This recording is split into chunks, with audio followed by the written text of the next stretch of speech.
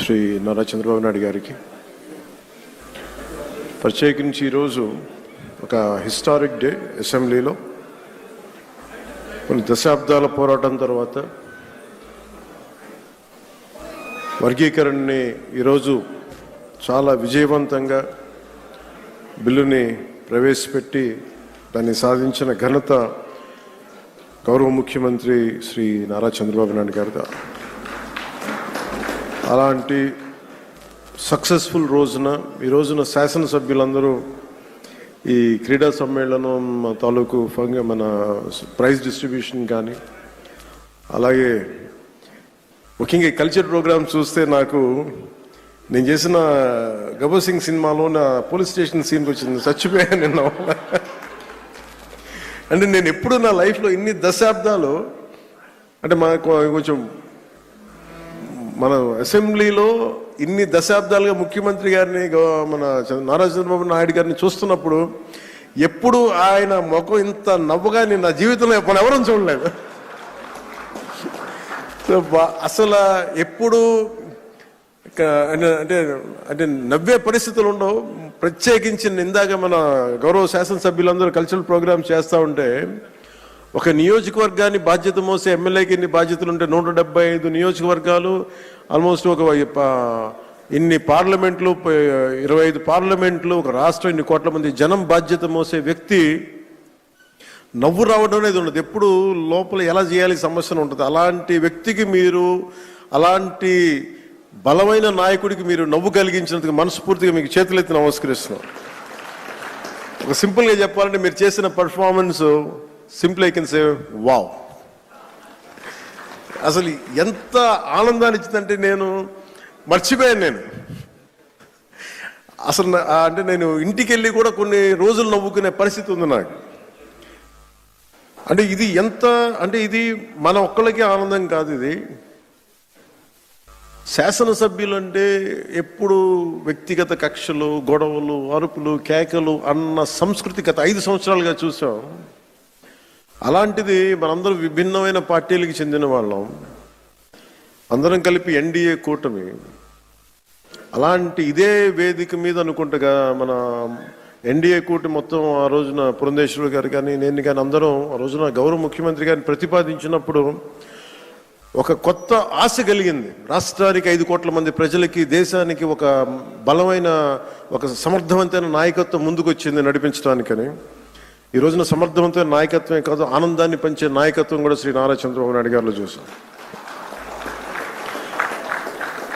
అసలు ఇలాంటి వేడుకని ముందుకు తీసుకెళ్లిన వ్యక్తి సహజంగానే ఆయనలో ఉండే ఒక గ్రేట్ హ్యూమర్ ఉంటుంది, హాస్యశీలి. శ్రీ చింతకాయ మన గౌరవనీయులు స్పీకర్ శ్రీ చింతకాయల అయ్యన్న పాత్రుడి గారి పాత్ర ప్రశంసనీయమైనది. ఎందుకంటే ఆయన కనుక పూనుకోకుండా కానీ ఉండుంటే ఇంత ఆనందాన్ని మనకి లభించే అవకాశం ఉండేది. చింతకాయల అయ్యన్న పాత్రుడి గారికి మనస్ఫూర్తికి ఈ సందర్భంగా నేను ధన్యవాదాలు తెలియజేస్తాను. అలాగే గౌరవ అసెంబ్లీ చైర్మన్ శ్రీ కొయ్యి మోషన్ రాజు గారికి, అలాగే దుర్యోధనుడిగా మనందరిని ఆలోచించిన శ్రీ రఘురామకృష్ణరాజు గారికి, కమిటీ సభ్యులకి, స్పోర్ట్స్ డిపార్ట్మెంట్ అధికారులకి, కార్యక్రమాన్ని విజయవంతంగా ప్రతి ఒక్కరికి నా హృదయపూర్వక కృతజ్ఞతలు.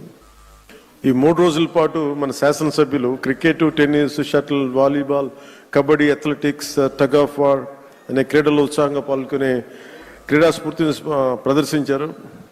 నాకు దురదృష్టవశాత్తు ఏంటో నేను ఎప్పుడు నా క్రీడలు నాకు తెలియదు చిన్నప్పటి నుంచి కూడా. మొట్టమొదటిసారి నాకు కూడా ఒక ఆశ కలిగింది, నాకు కూడా చేయాలనిపించింది. మేము వచ్చే సంవత్సరం ఒక ప్రయత్నం చేస్తాను. ఈ పోటీలో విజయం సాధించిన సభ్యులందరికీ నా హృదయపూర్వక అభినందనలు. మీరు చూపించిన సహనశీలత కానీ, పట్టుదల కానీ, ఇది ఏదో సరదాగా ఇవన్నీ కంటే కూడా మనందరి మధ్య ఒక స్నేహపూర్వకమైన వాతావరణం, అంటే ఏదన్నా సమస్యలు వస్తే కలిసికట్టుగా పోరాడే ఒక ఐక్యతనిచ్చింది. అది నాకు చాలా చాలా ఆనందాన్ని ఇచ్చింది. అందరం పార్టీలకు అతీతంగా మర్చిపోయి, ఆ సీనియారిటీ జూనియర్ని తారతమ్యాలని మర్చిపోయి అసలు ముందు తీసుకెళ్లిన విధానం, ఈ స్ఫూర్తి ఒక ఆంధ్రప్రదేశ్కి కాదు భారతదేశానికి కూడా ఒక స్ఫూర్తి అని మనస్ఫూర్తిగా నాకు నిజంగా చాలా ఆనందంగా అనిపించింది. అలాగే దీన్ని ముందుకు తీసుకెళ్లిన ప్రతి అంశాన్ని ముఖ్యంగా ముందుకు తీసుకెళ్లిన ఎమ్మెల్యేస్ అందరికీ కూడా స్పోర్ట్స్ అథారిటీ ఆంధ్రప్రదేశ్ క్రీడా సాధికార సంస్థ ఈ కార్యక్రమాన్ని విజయవంతంగా అందించిన సహాయానికి నా హృదయపూర్వక కృతజ్ఞతలు తెలియజేస్తాను. క్రీడా మైదానంలో ఏర్పాట్లు కావచ్చు, అవసరమైన క్రీడా సామాగ్రి, క్రీడాకారుల సౌకర్యాలు వంటి అన్ని విషయాల్లో వారు చేసిన కృషి చాలా చాలా ప్రశంసనీయం. శాప్ అధికారులు, కోచ్లు, మరి సిబ్బంది మన అందరి తరపున ప్రత్యేక ధన్యవాదాలు తెలియజేస్తూ, మీ అంకిత భావం వల్లే ఈ రోజున క్రీడా సమ్మేళనం ఇంత విజయవంతంగా సాగింది.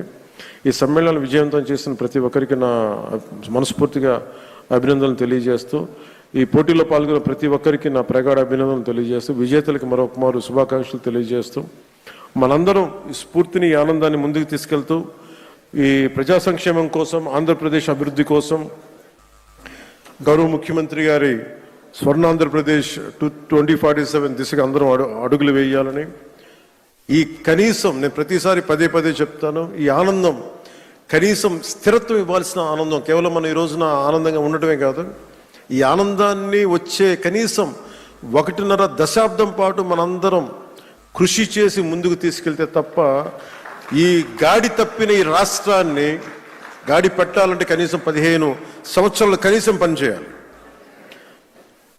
ఇది ప్రధానమంత్రి గారు 3వ ప్రధానమంత్రి అయ్యారు. అలాగే ఆయన 3 పర్యాలు ముఖ్యమంత్రిగా చూడాలి నాకు మనస్ఫూర్తిగా నాకు ఆశయం, కోరిక కూడా. ఎందుకంటే ఆయన అనుభవాన్ని మనం ఎక్కడ కూడా అసలు పక్కన పెట్టలేం. సో ఆయన దగ్గర నేను మనస్ఫూర్తిగా ఈరోజు మరోమారు గౌరవ సభ్యులందరి తరఫు నేను ముందు చెప్తున్నాను, ఆయన దగ్గర నుంచి నేర్చుకోవడానికి కానీ, ఆయన కింద పని చేయడానికి కానీ నేను అనుక్షణం ఎప్పుడు సంసిద్ధంగా ఉంటానని తెలియజేసుకుంటూ, నాకు ఈ అవకాశాన్ని ఇచ్చిన ప్రతి ఒక్కరికి ధన్యవాదాలు తెలియజేసుకుంటూ, ముఖ్యంగా మీరు ఇంటికి వెళ్ళేటప్పుడు మీరు చాలా అనుభవాలు తీసుకెళ్తున్నాను. ఇందాక గౌరవ ముఖ్యమంత్రి గారు కూడా చెప్తా ఉన్నారు, వారిద్దరు మన సుందరపు విజయ్ కుమార్, మన ఇంకో శాసనసభ్యులు ఇద్దరు చేసింది, రాలిపోయే పువ్వా నీకు రాగాలి ఎందుకంటే, నేను అది గుండెల్లో నింపుకొని కారులో వెళ్ళే వరకు, ఇంట్లో పడుకుపోయే వరకు ఈరోజు అదే నవ్వుతూ ఉంటాను. ప్రతి ఒక్కరు చేసింది అంటే మనస్ఫూర్తిగా అందరికీ ధన్యవాదాలు తెలియజేసుకుంటూ, జయ ఆంధ్ర, జయ భారత్, జయ హింద్.